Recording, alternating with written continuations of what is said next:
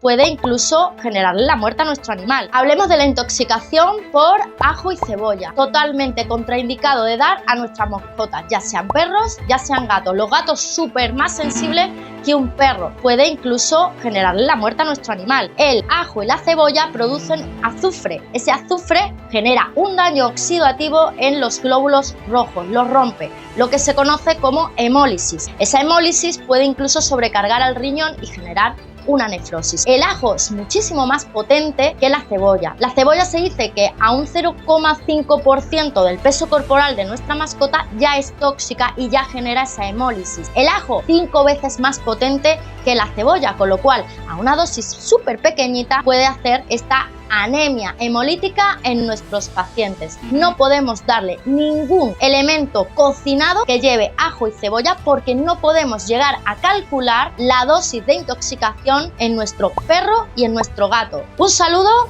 y hasta el próximo vídeo.